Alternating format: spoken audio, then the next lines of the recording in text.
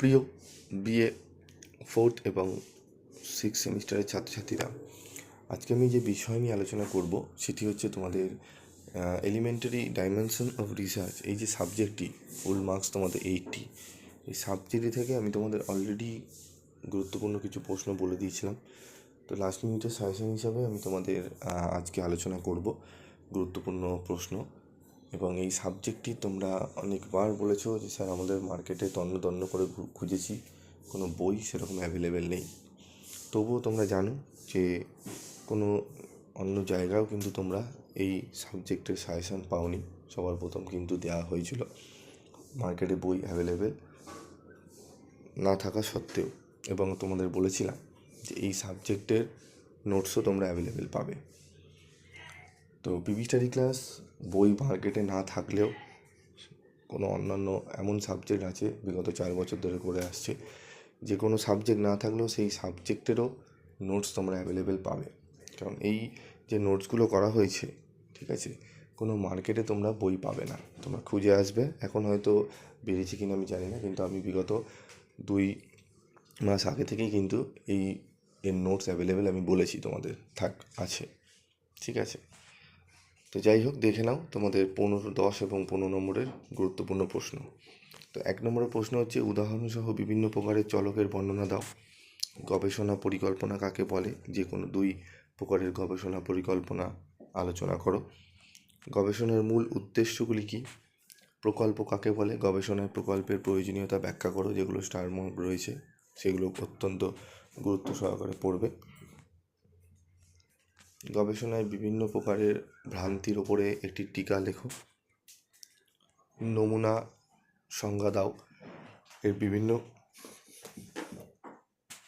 রূপগুলি কী কী?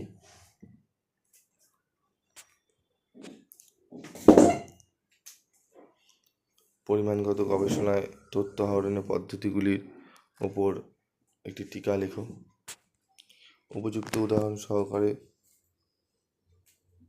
গুণগত গবেষণায় উপাত্তের বিভিন্ন উৎসগুলি সম্পর্কে আলোচনা করো।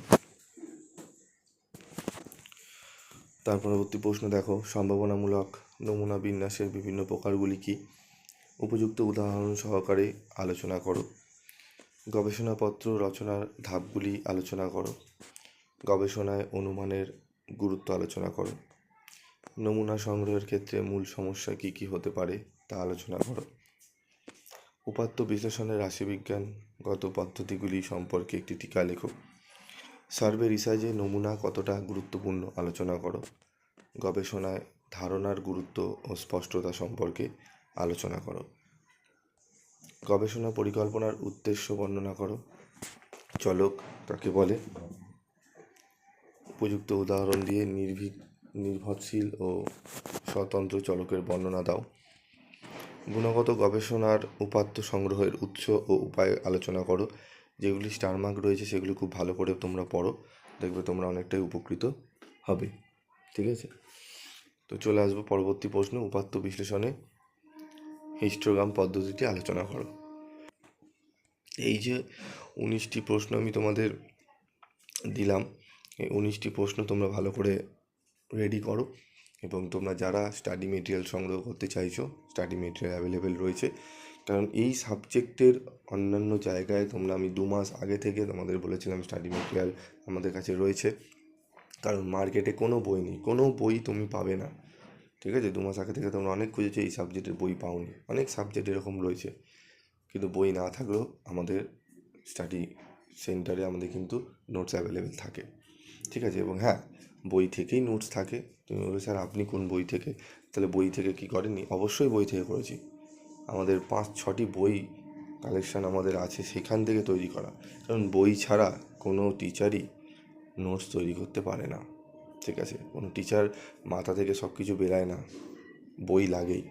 সেই সমস্ত বই থেকে আমি তোমাদের হেল্প করি, কিন্তু আমরা সেগুলো দেখেই তোমাদের চেষ্টা করি বোঝানোর, ঠিক আছে। তো আশা করি তোমরা সেগুলো ভালো বুঝতে শিখেছো এবং বুঝবে। তো এগুলো দেখো, আমি তোমাদের এক এক করে প্রত্যেকটা প্রশ্নের উত্তর আমি আলোচনা করে দিচ্ছি, তোমরা সেগুলো দেখতে থাকো। আজকের মতো এটুকুই, দেখা হচ্ছে পরবর্তী ভিডিওতে।